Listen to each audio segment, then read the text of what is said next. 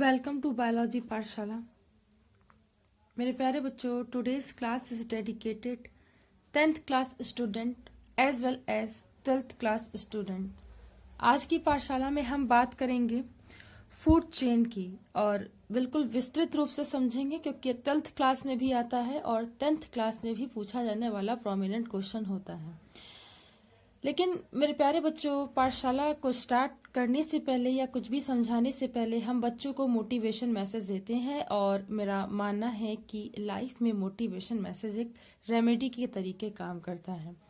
और आज की सीरीज का मोटिवेशन मैसेज कुछ इस तरीके से है कि मेरे प्यारे बच्चों, आप अपने दिन की शुरुआत पॉजिटिविटी के साथ करिए और सोचिए कि आज मैं जो दिन की शुरुआत करने जा रही हूँ या जा रहा हूँ वो दिन बहुत अच्छा होगा और हमें बहुत कुछ सीखने को मिलेगा। और यकीन मानिए, जैसा आप सोचते हैं वैसा ही होता है।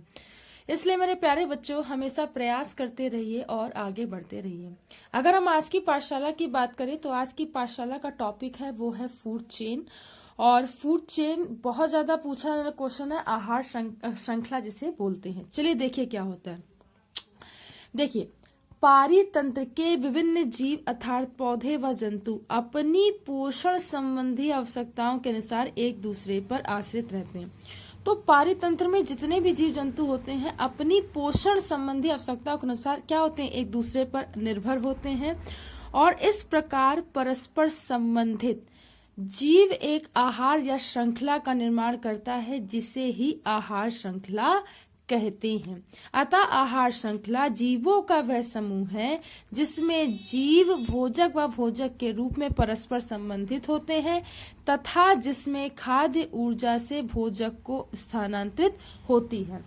तो इसमें क्या होता है कि जितने भी आहार श्रृंखला में जीव होते हैं वो क्या करते हैं, भोजन के लिए परस्पर एक दूसरे संबंधित होते हैं और एक श्रृंखला का निर्माण करते हैं और भोजन एक दूसरे में स्थानांतरित होता है, जिसे फूड चेन कहते हैं। देखिए, आहार श्रृंखला की संरचना या कंपोजिशन ऑफ फूड चेन। आहार श्रृंखला उत्पादकों से शुरू होकर के उपभोक्ताओं के विभिन्न क्रमों से होती हुई अंत में अपघटों तक पहुंचती है। अंत में कहाँ तक पहुंचती, अपघटकों तक पहुंचती, क्योंकि अपघटक आहार श्रृंखला के विभिन्न पदों पर सक्रिय होते हैं। थोड़ा इंपॉर्टेंट क्वेश्चन है, इसे याद रखिएगा। तो क्योंकि अपघटक जो होते हैं आहार श्रृंखला के विभिन्न पदों पर सक्रिय होते हैं, तथा इनका आहार श्रृंखला पौधों में उल्लेख नहीं होता। तो ये भी याद रखिएगा कि उल्लेख नहीं होता है। एक आहार श्रृंखला पौधे से शुरू होती है और विभिन्न क्रमों के जंतुओं से होकर अंत में ऐसे भक्षक पर समाप्त होती है जो किसी अन्य जंतु का भक्ष्य नहीं होता है। मतलब जहां समाप्त होगी वहां पे कोई भी भक्षण नहीं होगा। अतः आहार श्रृंखला को निम्नलिखित प्रकार से दिखाया जा सकता है। उत्पादक से शाकाहारी और शाकाहारी से मांसी। देखिए, सूर्य क्या होता है, प्राथमिक ऊर्जा का स्रोत होता है। तो ये बात भी याद रखिएगा। केवल हरे पादप ही सूर्य की ऊर्जा को रासायनिक ऊर्जा में परिवर्तित करके CO2 व कार्बोहाइड्रेट से प्रकाश संश्लेषण की क्रिया के द्वारा प्रोटीन व वसा बनाते हैं। उस प्रकार पादप अन्य जीवों के लिए प्राथमिक ऊर्जा का स्रोत होते हैं और इन्हें क्या बोलते हैं, उत्पादक बोलते हैं। जंतुओं में पादप का सेवन करने वाले जंतुओं को शाकाहारी या प्राथमिक उपभोक्ता कहते हैं। शाकाहारी जंतुओं को मांसाहारी जंतु खाते हैं, जिसे सेकेंडरी कंज्यूमर कहते हैं। कुछ जंतु, ठीक है, कुछ जंतु मनुष्य व वनस्पति मांस दोनों का सेवन करते से ओमनीवोरस या सर्वाहारी कहते हैं। और देखिए, limited number of step in a food chain. देखिए, आहार श्रृंखला में विभिन्न पदों की सीमित संख्या। तो देखिए क्या होती है और कितनी होती है।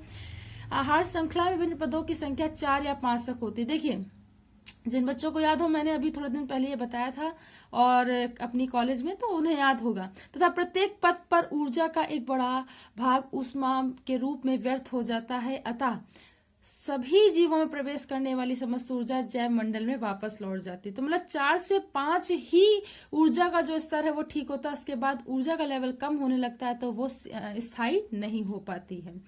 इसका अर्थ है कि आहार श्रृंखला जितनी छोटी होती है उतना ही बायोमास के लिए खाद्य ऊर्जा स्रोत पर्याप्त होता है। इसी कारण छोटी या कम पदों वाली आहार श्रृंखला अधिक होती है। देखिए, ये देखिए सोलर एनर्जी, ये सन है, यहाँ से इस सोलर एनर्जी से लिया ऊर्जा को प्लांट ने और प्राइम क्या किया, फोटोसिंथेसिस प्रोसेस किया और अपना फूड मेंटेन किया। अब इस को क्या प्राइमरी कंज्यूमर ने लिया, प्राइमरी कंज्यूमर्स को क्या खा रहे हैं सेकेंडरी कंज्यूमर जो है टर्सरी कंज्यूमर सेकेंडरी कंज्यूमर को लेंगे, और टर्सरी जो कंज्यूमर को क्वांटरी कंज्यूमर लेंगे या टेट्रा कंज्यूमर लेंगे, और excretory waste remain after the death, और इसके बाद कुछ after the death excretory waste remain होंगे, ठीक है, और उस पर बैक्टीरिया, वाटर और सॉइल्स होंगे। तो इस तरीके से कुछ होता है, तो इसे याद रखिएगा, ठीक है बच्चों। आगे देखिए, तालाब या झील के पारितंत्र में आहार श्रृंखला, तालाब के पारितंत्र में फाइटोप्लैंक्टन उत्पादक है ना, कोपीपोर्स हो गए, प्राणी प्लवक प्राथमिक उपभोक्ता जो पादप प्लवकों का सेवन करते हैं। आगे देखिए, प्राणी प्लवकों को जलीय कीट भी कहते हैं, अतः ये आहार श्रृंखला के द्वितीयक उपभोक्ता सेकेंडरी कंज्यूमर कहलाते हैं। जलीय कीटों व अन्य छोटे जंतुओं को मछलियां खाती है, अतः ये टर्सरी कंज्यूमर कहलाती है। इस प्रकार बड़ी मछलियां चतुर्थक कंज्यूमर कहलाती हैं। तो स्थलीय पारितंत्र में आहार श्रृंखला देखिए, स्थलीय पारितंत्र में घास, धूप, झाड़ व वृक्ष उत्पादक होते हैं। उत्पादकों के द्वारा अनेक प्रकार के पारिस्थितिकीय निकेत क्या होता है, एक वास स्थान होता है प्रदान करने के लिए। स्थलीय पारितंत्र में विभिन्न प्रकार के उत्पादक मिलते हैं। कीटों जैसे छोटे जीवों से लेकर के बड़े आकार के हाथी भी प्राथमिक उपभोक्ता होते हैं। भेड़िया, बाघ, शेर आदि पारितंत्र के द्वितीय उपभोक्ता होते। देखिए यहाँ पे मैंने निशान लगाया, यानी कि ये क्वेश्चन आया हुआ है, भेड़िया, बाघ, शेर आदि स्थलीय पारितंत्र के द्वितीय उपभोक्ता होते हैं। शुष्क मृग व शाकाहारी जंतुओं का भक्षण करते हैं, और मनुष्य भी होते हैं, मांसाहारी भी हैं और शाकाहारी, यानी कि सर्वभक्षी होते हैं, ऑमनीवोरस होते हैं। मेढक व लार्वा अवस्था में शाकाहारी, वयस्क होने पर कीटहारी होता है। देखिए, तो कुछ चीजें याद रखिएगा इसमें।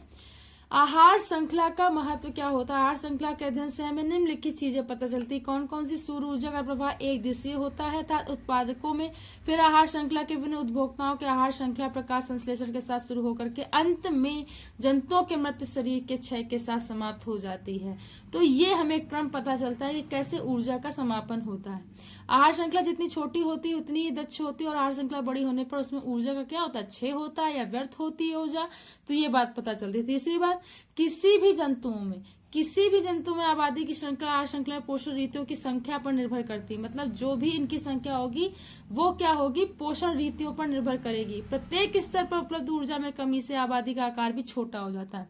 अरे भाई, ऊर्जा उपलब्ध होगी तो जातियां भी कम डेवलप होंगी, तो इसलिए आहार श्रृंखला क्या होती है, कम स्थिर होती। इसी कारण चतुर्श्रेणी के उपभोक्ता की संख्या तृतीयक उपभोक्ताओं की संख्या से क्या होती है,